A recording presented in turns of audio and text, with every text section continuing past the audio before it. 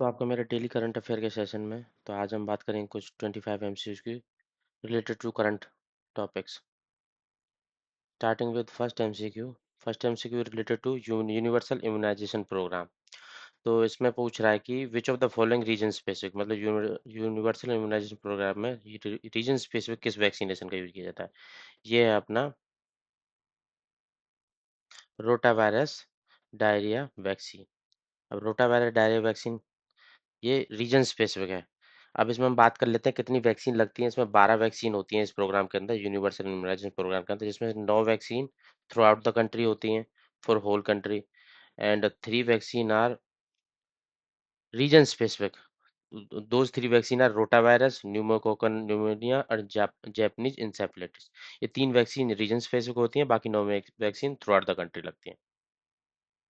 Second MCQ है, India में reduce number of zero dose children by how much percentage. India ने जो zero dose children है उनको कितना परसेंट से रिड्यूस कर दिया है। वो कर दिया 43% से। अब आपको जीरो डोज चिल्ड्रन बता देते हैं। जीरो चिल्ड्रन वो चिल्ड्रन होते हैं जिनको एक भी वैक्सीन नहीं लगता, वो hasn't received any vaccine.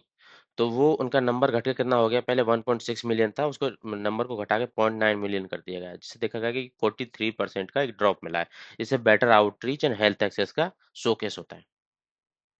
Next MCQ है, United Nation sustainable goal report 2025 के according what was the global unemployment rate in 2024। 2024 में अनएम्प्लॉयमेंट का कितना रेट था, वो था 5%। और ये अब तक का लोएस्ट है, रिकॉर्ड लो 5%। इससे और इस रिपोर्ट के अंदर इसको भी शोकेस किया गया है, still there are more people are engage in informal job without job security. कोई जॉब सिक्योरिटी नहीं है। बट याद आपको यही रखना है कि 5% रिकॉर्ड लो है अब तक का यूनाइटेड नेशन की सस्टेनेबल डेवलपमेंट ग्लोबल रिपोर्ट के अकॉर्डिंग अनएम्प्लॉयमेंट। नेक्स्ट में अदिति स्कीम से रिलेटेड एमसीक्यू है। ये इसको इम्प्लीमेंट कौन करता है, तो इस क्वेश्चन में ये पूछ रहा है। इसको इम्प्रूव करता है ब्यूरो ऑफ एनर्जी एफिशिएंसी। ये आता है मिनिस्ट्री ऑफ पावर के अंदर। इसका मेन पर्पज ये है कि सब्सिडी प्रोवाइड करना और टेक्निकल हेल्प प्रोवाइड करना एमएसएमईज को टू कट एनर्जी को cost and to provide them energy efficient technologies. MSMEs को हेल्प करता है। स्किल इंडिया मिशन से रिलेटेड एक एमसीक्यू है, कौन सी मिनिस्ट्री है जो स्किल इंडिया मिशन को इम्प्लीमेंट करती है। ये करती है ministry of skill development and entrepreneurship. और इसका मेन पर्पज क्या है, जॉब ओरिएंटेड स्किल्स इम्पार्ट करना, ट्रेन करना। और अभी पीएम प्रधानमंत्री कौशल विकास योजना का 4.A प्रोग्राम है। 4.0 प्रोग्राम का पर्पज है कि जो मॉडर्न टेक्नोलॉजी है जैसे एआई रोबोटिक्स उन सब पे ट्रेनिंग देना, ऑन जॉब ट्रेनिंग देना। नेक्स्ट एमसीक्यू है, जो ब्लैक होल मर्जर से रिलेटेड अभी ग्रेविटेशनल वेव से रिलेटेड न्यूज में था, GW 231123 इवेंट डिटेक्ट हुआ है। ये क्या है कि detection of heaviest black hole merger, उससे रिलेटेड है ये। बस इतना याद रखना है। और इसे डिटेक्ट किसने किया, लिगो ऑब्जर्वेटरी। ये कहाँ, यूएसए में है। इसके अलावा 2 ऑब्जर्वेटरी है, वर्गो विर्गो कहाँ पे, इटली में, और कागरा है अपने जापान में। तो ऐसी ही एक इंडिया के अंदर भी बनाई जा रही है, उससे रिलेटेड एमसीक्यू मैंने बाद में ऐड किया, वो भी हम बात करेंगे अभी। सुप्रीम कोर्ट ने 2024 में डीएनए एविडेंस से रिलेटेड क्या डायरेक्शन दी है। इसकी डायरेक्शन दी है कि जो डीएनए का सैंपल का ट्रांसपोर्टेशन किया जाना चाहिए लैब में विद इन 48 आवर किया जाना चाहिए। और उसको क्या, उसका पर्पस क्या है, to ensure that there is no tampering with the evidence. Sample के साथ कोई टेम्परिंग नहीं की गई है। और इससे एक चेन ऑफ कस्टडी भी मेंटेन करके रखनी पड़ेगी कि टू ट्रैक एवरी, मतलब every step must be recorded. तो उस kind of chain of custody को भी हमको फॉलो करना है। बीम स्टैक से रिलेटेड है, सेक्रेटरीट कहाँ पे है, इसका सेक्रेटरीट है ढाका बांग्लादेश में। बीम स्टैक में 7 मेंबर कंट्री हैं, ये साउथ और साउथ ईस्ट एशिया का एक कोलाब्रेशन है। रेडिएशन मॉनिटरिंग सिस्टम नेवी को अभी रिसेंटली हैंड ओवर किया गया है। ये किया गया है डीआरडीओ के द्वारा। इसका पर्पस क्या है, पर्पस ये है कि to detect nuclear radiation for navy safety. ये क्या करेगा, एयर वाटर एनवायरनमेंट से स्पेशली इन डिफेंस जोन को मॉनिटर करेगा कितना रेडिएशन ट्रैक कर पा रहा है। लीगो इंडिया के अंदर बनाया जा रहा है, लीगो ऑब्जर्वेटरी। तो ये कहाँ पर बनाया जा रहा है, ये बनाया जा रहा है हिंगोली महाराष्ट्र में।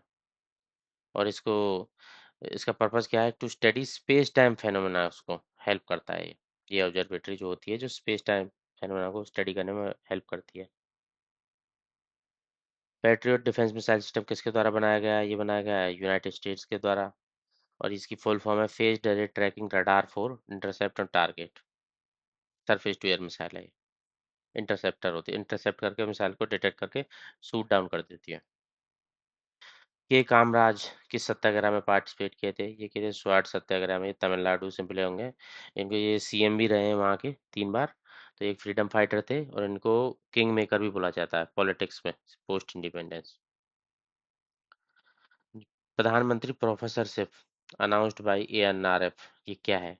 इसमें क्या होगा, रिटायर्ड ओवरसीज साइंटिस्ट को इंडियन नॉलेज के प्रोफेसर की पोस्ट पे आप अप्लाई कर सकते हो। इसमें कुछ एक एनुअल बेसिस पे 30 लाख के अराउंड स्कॉलरशिप दी जाएगी और 5 साल के लिए प्रोग्राम है। इसमें क्या किन के कौन कौन इसके लिए एलिजिबल है? ये NRIs, person of Indian origin और ओवरसीज सिटीजन ऑफ इंडिया, ये अप्लाई कर सकते हैं टू रिटायर होने के बाद अपना नॉलेज, मतलब to bring back talent to Indian university, मतलब जो बाहर पहले रहते थे उनको वापस बुलाया जाएगा और वो स्टेट यूनिवर्सिटी के अंदर जाके एजुकेशन इम्पार्ट कर सकते हैं और टेक्निकल साइंस साइंटिफिक फील्ड में। Cafe three norms in India को किस पीरियड के लिए शेड्यूल किया गया है? 2027 से 32 तक। इसका पर्पस क्या है? Corporate average fuel efficiency. इस नॉर्म को इंश्योर किया गया है कि कार को मोर फ्यूल एफिशिएंट बनाया जाए ताकि वो CO2 का एमिशन कम करें और एनर्जी कंजर्वेशन में हेल्प करें। कॉर्पोरेट एवरेज फ्यूल एफिशिएंसी, आपको ये फुल फॉर्म भी याद रहनी चाहिए। पीरियड क्या है? 27 से 32 तक। ये कैबो डेलगाडो LNG प्रोजेक्ट है, वो किस रीजन प्रोविंस में है जिसको अभी रिसेंटली एनवायरमेंटल कंसर्न से रिलेटेड रोक दिया गया? ये मोजेम्बिक्यू में, ईस्टर्न अफ्रीका में। ईस्टर्न अफ्रीका के अंदर है। इसके अंदर क्या है कि इस प्रोजेक्ट से हम जो कार्बन बजट रिमेनिंग है 17% वर्ल्ड का, उसके अंदर इसको यूटिलाइज किया है। कार्बन बजट क्या होता है कि कार्बन बजट का मतलब क्या होता है कि इतना कितना एमिट कर सकते हैं without increasing the global temperature अब प्री डिटरमाइंड लेवल। तो एक कार्बन बजट होता है, तो उसके अंदर इस प्रोजेक्ट को यूटिलाइज किया जा सकता है। बट अभी कन्फ्लिक्ट चल रहे हैं एनवायरमेंटल कंसर्न्स को लेके। LCA Mark 1A किसका एडवांस वर्जन है जिसमें एक इंजन अभी रिसेंटली यूएस से रिसीव हुआ? GE F404। तो ये वर्जन है एडवांस तेजस का। तेजस का एडवांस वर्जन है, better radar, electronic warfare system है, new engine. General Electrics US से अभी रिसेंटली डिलीवर हुआ। प्रोटेक्शन ऑफ सिविल राइट्स को पहले क्या बोला जाता था? अनटचेबिलिटी ऑफेंस एक्ट बोला जाता था। स्टैटिक से रिलेटेड MCQ है। इसमें क्या होगा कि इसमें पनिश किया जाएगा those who deny others access to place service right based on caste। Machilipatnam से रिलेटेड क्या स्टेटमेंट करेक्ट है? अभी रिसेंटली इसको दोबारा से डेवलप किया जा रहा है। ये एक एंशियंट पोर्ट हुआ करता था जिसको पोर्तुगीज, डच और ब्रिटिश ने यूज किया था। और इसके बारे में एक और कमेंट है कि इसको उस टाइम पे सतवाहना ने 3rd सेंचुरी BC में फर्स्ट टाइम पोर्ट की तरह यूटिलाइज किया गया था। तो ये क्या है? पोर्ट सिटी है कोरोमंडल कोस्ट पे। यहाँ पे यूरोपियन हिस्ट्री ट्रेडिंग पोस्ट है, हाँ ये सही है। Developed by Satavahana in 3rd century BC, ये भी ठीक है। और फेमस फॉर कलमकारी, एक कलमकारी आर्ट है जो यहाँ का, उसको भी फेमस है, सही बात है। और Portuguese, Dutch, French, British influence देखा जाता है। ब्रिटिश ने यहाँ पे 1611 में फैक्ट्री बनाई थी। तो all of the above statements are correct.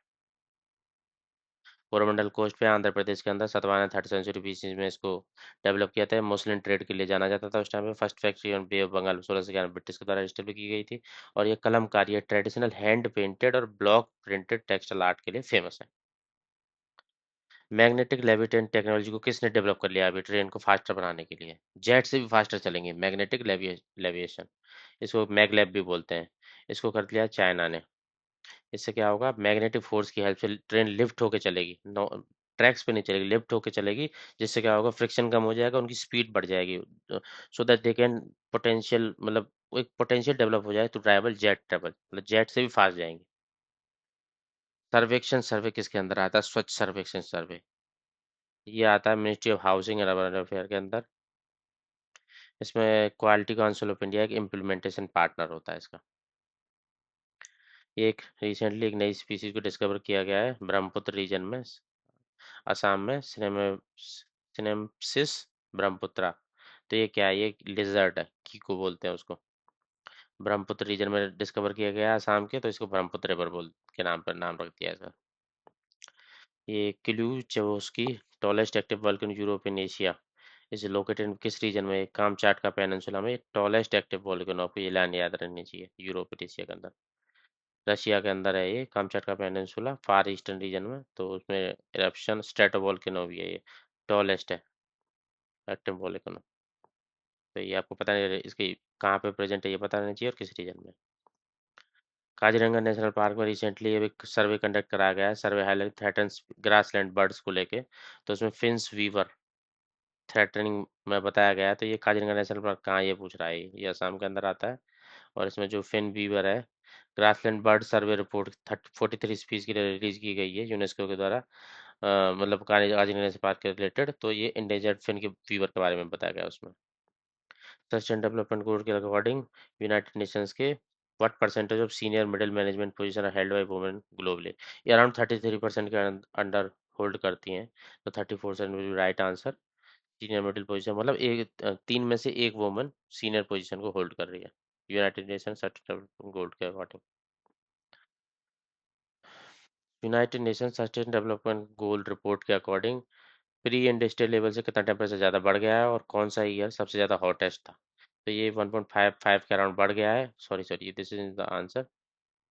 1.55 के अराउंड बढ़ गया है और 2024 हॉटेस्ट ईयर था। Next MCQ repeated. So these were all the 25 MCQ relevant for your current affair based on 17th of July. So for these kind of current affairs based MCQ, stay updated with my channel, subscribe for more. Thank you.